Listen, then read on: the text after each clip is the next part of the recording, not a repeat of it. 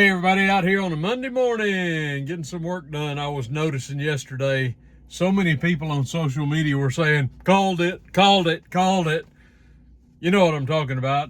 I called it a week ago. I was off a few days, but it was no big stretch, no big shock, no big surprise when Biden bowed out yesterday. I think a lot of people could see that coming. I asked my wife, I said, do you think that Biden is aware that he's resigned? So Joe Biden is out. That was going to happen. Whether he wanted to get out or not, he was going to get out of this race. Because it's like this, folks. The Democrats don't love Joe Biden, and they never did. They don't love Joe Biden. They have no great affection. Now, they'll tell you otherwise, of course, at least prior to now. They'll tell you how great he was, what a great president he was, or is, and what a great dad he is, a guy who just cares about his kids, that kind of nonsense. But they don't really love Joe Biden. What they love is a candidate who they believe can beat Donald Trump. That's what they love. And the only reason they loved Joe Biden 4 years ago or 3 years ago or whatever is because they believed that he could beat Donald Trump. He is in the White House now, by hook or by crook, but he is in the White House. So they don't love Joe Biden. He is of no use to them anymore, and that's why he's leaving this race. This has been sort of unprecedented. I've never seen this before since the days of Nixon's final days with Watergate, when his own party began to tell him you've got to go. And so in the past week or so, you've seen dozens of Democrats in Washington come out and publicly tell Joe Biden that he needs to resign, he needs to step down. So this was easy to call. There was just no doubt he no longer had the support of his party, of the machine. And so he's gone, and it's as simple as that. Right after he resigned, I was speculating on, what kind of a field we were going to have for the Democrats. And I was kind of salivating because I thought, man, this is going to be some must-see TV at the Democratic convention next month if it's a brokered convention. I doubt it's going to be anymore. I think they probably are going to have their candidate in place by the time the convention gets here. But there for a couple of hours, you weren't hearing from other players such as Hillary Clinton, because I was thinking, I think Hillary Clinton might be lurking, and she might be thinking about her own run here at this point. But it wasn't long before the Clintons came out and threw their full support behind cackling Kamala Harris. I guess an hour or two after he posted his intention to resign, Biden came out and gave his endorsement of Heels Up Harris. I'm sorry, did I say that? Of Kamala Harris. So he has the endorsement of Biden and of the Clintons. By the way, Biden, just in case you didn't know, Biden did not resign from the presidency. He stated his intention to stay for the rest of his term and then retire. So he's still president. He shouldn't be. If you're not fit to serve, if you're not able to serve, then you shouldn't be serving like these people serve. You shouldn't be president if you can't function as president. He should be. This is 25th Amendment territory, folks. But of course, he's not going anywhere. He's going to remain in office. I'm thinking Dr. Jill Biden was probably pitching a fit in the White House yesterday when they got told they're going to have to leave. And I have no doubt that Biden was told, you've got to leave. I don't think this was voluntary. I don't think he had any intention of going anywhere. I believe that he was told the facts of life and told you have no support and you cannot win and you've got to leave.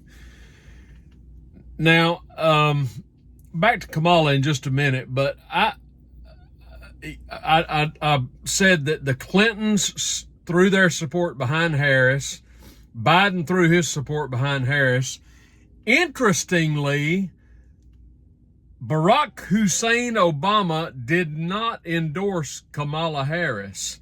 He posted some sort of cryptic message over on Twitter that was basically, praising Joe Biden and his great friend and all this. They're not friends. They don't like each other. And he was saying how we're going to go forward with a great candidate that we'll select at the convention next month, something along those lines. But he did not endorse Harris, which I found interesting. I know that there are a lot of Democratic voters out there who would just love to have the opportunity to vote for Michelle Obama.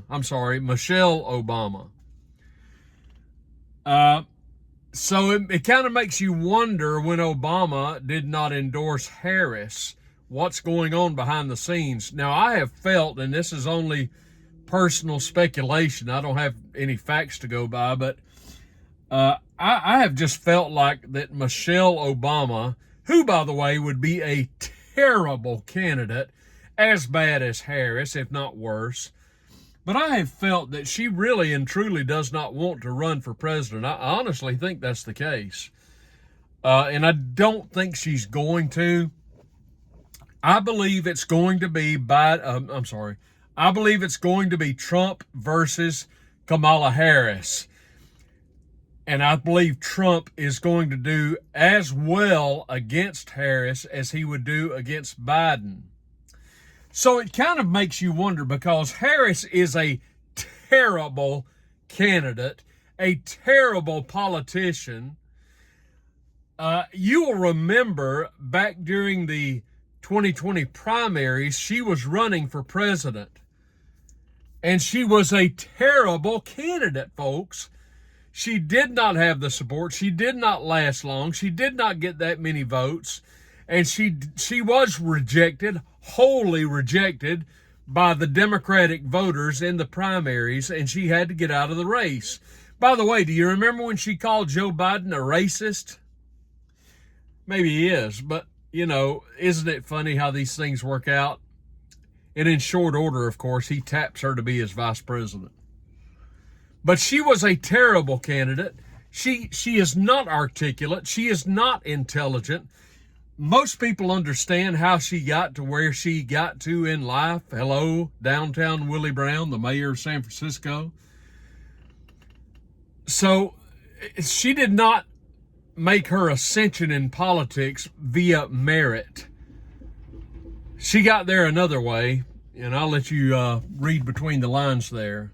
She's not qualified at all. She is a terrible vice president. She's a terrible politician. She's not a natural leader. She's a hanger-on, and I believe Trump will have no trouble beating her. So why would the Democratic machine throw its weight behind Kamala Harris? It makes you wonder if any prognosticator, if anybody with any sense can see that she is a terrible candidate, whom Trump should be able to defeat handily in a landslide, why would everybody be endorsing her? Why would the Bidens and the Clintons and the machine be endorsing Kamala Harris? Why? When she's such a terrible candidate? There's two possible reasons for this. Number one, it's because they're planning on having the same fraud as we had in the last election. That's one possible reason they're behaving like this with regard to Kamala Harris. But I've got another idea about it. And I believe this is the truth. I believe the Democratic machine knows that Kamala Harris is a terrible candidate. I believe the machine knows that Trump will handily beat her in a debate. She is not able to hang in there with anybody who's halfway articulate whatsoever. This would have been a real hoot had it been Vivek Ramaswamy against her. But whatever the case, Trump is able to handle, almost anybody could handle Kamala Harris in a debate. This woman is a total scatterbrain. And I think the Democratic machine knows that. This is the bottom line. I believe the Democratic machine, the donors, the power brokers, all realize she's a horrible candidate and she's going to lose. I believe that Kamala Harris is a sacrificial lamb. I believe the Democratic machine has resolved itself to a Trump victory this November. That's what I believe. I believe they think it's a fait accompli.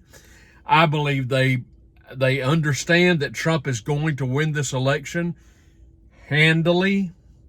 And I believe their focus is going to be more on down ballot races, Senate, Congress, state races. But I don't believe it's going to matter, folks. I believe that Trump's coattails are going to pull a whole lot of Republicans along with him for the ride. I believe that the Democratic machine has its sights focused more on 2028 than 2024.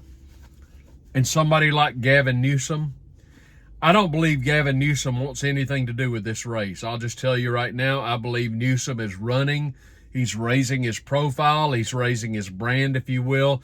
He is running for 2028, I believe. Now, if the Democratic machine wanted to make it interesting, they could go and recruit another candidate to run against Donald Trump, not Hillary Clinton. I'm a little surprised she didn't throw her hat in the ring, but that she did not throw her hat in the ring tells me that she understands that Trump's going to win this election. I don't believe there's any doubt, and I told Marina this yesterday, I don't think there is any doubt. If Hillary Clinton thought she could beat Donald Trump, there is no doubt in my mind that she would have already jumped into this race and said, I'm in, I'm on, it's on. Because no one lusts for power and craves power more so than Hillary Rodham Clinton. There's no question about that in my mind. And if she thought she had any chance against Donald Trump, she would be in this thing so fast it would make your head spin. But if the Democrats wanted to run a viable candidate who might give Trump a run for his money, they might want to consider recruiting Robert F. Kennedy Jr., who is a natural Democrat. He's left the party for his own run. He's not going to win. He's not going anywhere with this run. But if they wanted to give Trump a real race, they might say, hey, Bobby, we're sorry, come on back in. I don't think that's going to happen. I wish this would be a brokered convention for the Democrats, because that would be some must-see TV, I got to tell you. But I think it's going to be I think it's already going to be done by the time they get there. I think the Democrats are going to coalesce behind Kamala, and again, I think they already know she's going to lose. I think they're just looking toward the future. That's what I believe. Now, Kamala does have access to a whole lot of money, as I've noted previously. At last count, Biden had over $220 million in his war chest, which now is accessed, as I understand it, by Kamala Harris. So she has the money to spend and she has the endorsements, but I don't think it's going to matter. Now, one more thing about this.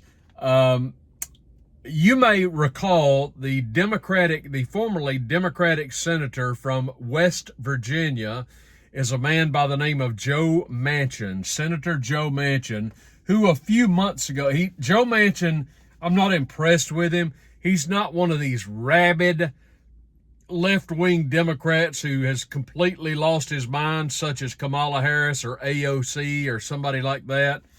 He is somewhat more reasonable and rational than those people, although he's still plenty liberal. But Manchin left the Democratic Party a few months ago, and it was reported on social media in several places yesterday that Manchin is considering entering re-entering the Democratic Party and challenging Harris for the nomination. I wouldn't take that seriously because he has fallen out of favor with the power brokers in the DNC. He doesn't have the money that Harris has.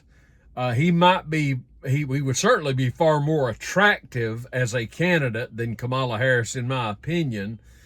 But I don't think he's going to get the support that he has to have in order to garner a real shot at the nomination. So I don't really think Manchin's going to be a factor in this race. Now, let's look at Kamala Harris's own vice presidential selection. Who is she going to pick to be her running mate? Folks, I'm going to tell you right now, I'm calling it on Monday. What is this? July 21st, I believe. I'm going to tell you right now who Kamala Harris's vice presidential running mate is going to be. You can take this to the bank. Remember, I said this on the day. I'm not going to give you a specific name. I'm going to give you several specific names, but I'm going to tell you right now, Kamala Harris's running mate is going to be a middle-aged, limp-wristed, timid, white guy. That's who her running mate is going to be. Take that to the bank. It might be Shapiro of Pennsylvania, Governor Shapiro of Pennsylvania. It may be Senator Mark Kelly of Arizona. It may be Governor Andy Beshear of Kentucky. Or it may be Governor Roy Cooper of North Carolina. I would place my bets on one of those four men, all middle-aged, timid white guys, non-alpha males, the exact opposite of Donald Trump. Wimpy, timid, Phil Donahue, Alan Alda type white guys, non-leaders, subservient white guys who know their role, and they're just going to do the bidding of the stronger woman, in this case, Kamala Harris. That's who's going to be. You take that, I'm telling you, take that to the bank. Harris's running mate will be a timid, wimpy, middle-aged white guy. Probably balding, whipped, undoubtedly married, but he doesn't call the shots in his own marriage. That's who it's going to be, folks. Harris and wimpy white guy. There's your ticket. And that's why I think Trump is going to have no problem this November. I think that the Democrats are basically, by putting all their support behind Harris, I think they are either counting on massive fraud yet again to win the election, or they're just conceding this and writing it off that Trump is going to win, which I do believe is going to happen. So there you have it. Hey, tell me your comments down below about the events over the weekend and what you think is going to happen going forward. Do you think I'm on target, or do you think I'm a little loopy this morning? Make sure you like this video. I would appreciate that very much if you give me the thumbs up and subscribe to the old Triple T channel. Everybody go out there and have a great day. It's Trailer Trash Tim. I'll see you soon.